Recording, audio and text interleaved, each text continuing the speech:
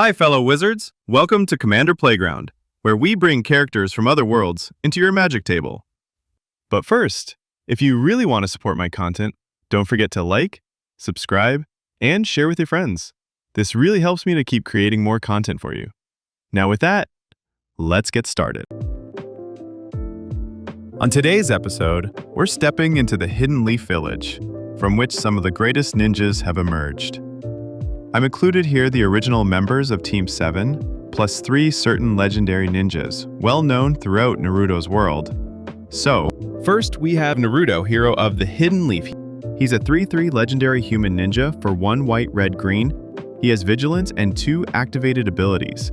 His Shadow Clone Jutsu ability lets you pay red, green, and X to create X Ninja Shadow Clone creature tokens with haste.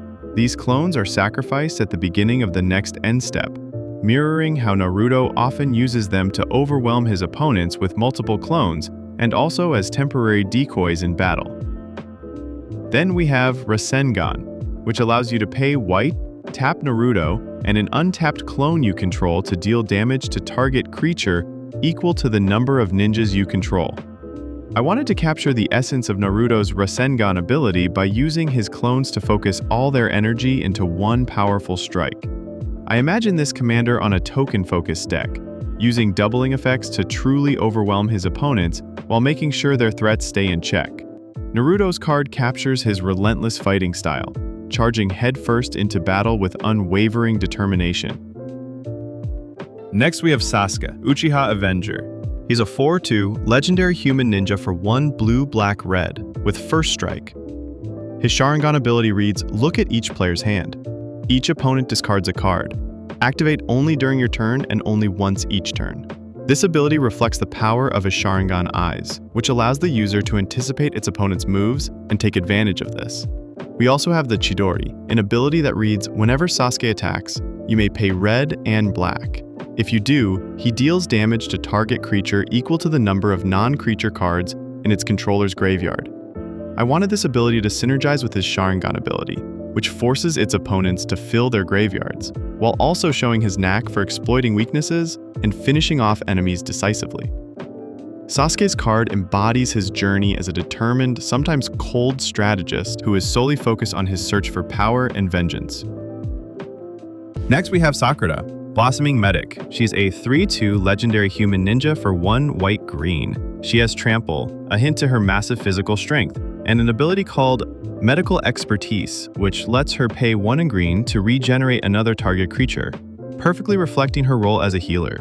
Additionally, she can exert herself to gain a bonus based on life gained by its controller this turn. Her ability says, you may exert Sakura, Blossoming Medic, as it attacks. When you do, it gets +X until end of turn, where X is the amount of life you gain this turn. This represents the incredible power she's able to tap into when pushed to her limits. Sakura's strength lies not only in her supportive healing abilities, but also in her physical strength product of her training with the 5th Hokage. Additionally, her Regenerate ability can be used during a game in a political way, exchanging favors for saving an opponent's creature. Next we have the Jonin head of the Team 7, Kakashi the Copy Ninja. He's a 2/3 legendary human ninja for black, blue, green. He comes with a Commander Ninjutsu ability for 2 black, blue, green, a nice hint to his leadership and proficiency using ninjutsu. His Sharingan ability lets you tap and pay blue to copy target activated or triggered ability you don't control. You may choose new targets for this copy. This hints to his iconic use of his borrowed Sharingan, which he usually uses to copy other jutsus from his countless ninja encounters. Finally, whenever Kakashi deals combat damage to a player, you look at the top card of that player's library, then exile it face down. You may play that card for as long as it remains exiled, and mana of any type can be spent to cast that spell. This effect when dealing combat damage mirrors his strategic thinking and ability to adapt, while also hinting to his Sharingan, which allows him to copy its opponent's moves and use them against them. This card captures Kakashi's intelligence, adaptability, and his reputation as the legendary copy ninja. Now we have the first of the legendary Sannin. Jiraiya Perverted Sage is a 4/4 legendary human ninja for 1 red, red, green, green, with an ability that offers multiple options. I wanted to make this multiple choice ability a constant among the legendary Sannins. So, this ability reads, when Jiraiya enters the battlefield, and at the beginning of your upkeep, choose one that hasn't been chosen. Odama Rasengan, which makes Jiraiya deals damage to target creature equal to that creature's mana value. Sannin mode, which doubles Jiraiya's power and toughness and grants him first strike and trample until end of turn. Or his summoning technique, which calls in for Gamabunta, a legendary 3/3 green-toad creature token with first strike and reach. These abilities represent Jiraiya's main techniques used along the course of the series in a different way, and allows him to keep adding value to your board during the following turns. Jiraiya's design focuses on an aggressive approach, going full power with his and Gamabunta's strength combined. Now we have the next Sannin and 5th Hokage, Tsunade, Princess of Strength. She's a 5/3 legendary human ninja for 1 green-green white-white, also with a multiple choice ability. When Tsunade enters the battlefield, and at the beginning of your upkeep, choose one that hasn't been chosen between. Chakra Prowess, which makes Tsunade gaze +2/+2, trample and lifelink until end of turn, alluding to her incredible strength in combat. Creation Rebirth, which reads, until your next turn, prevents all damage that would be dealt to Tsunade.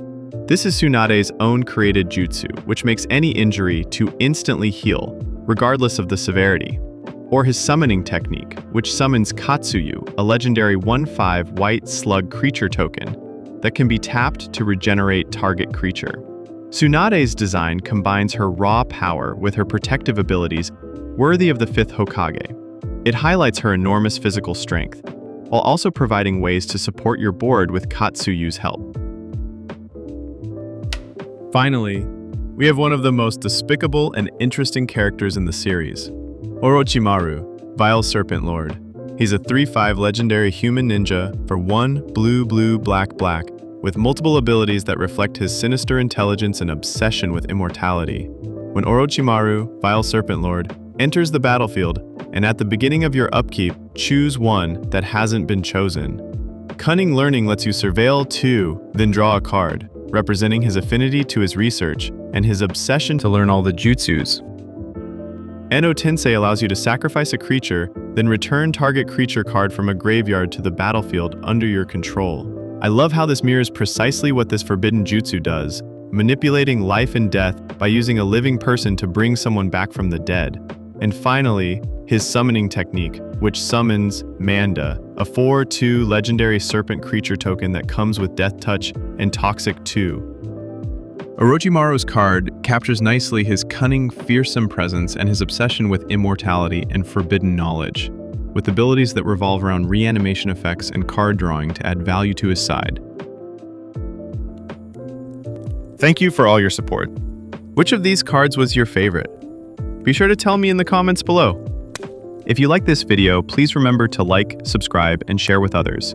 And if you want to support in other ways, you can follow us on Instagram or subscribe to our Patreon, where you can find nice rewards for a very modest contribution. Thanks again, and see you in the next one.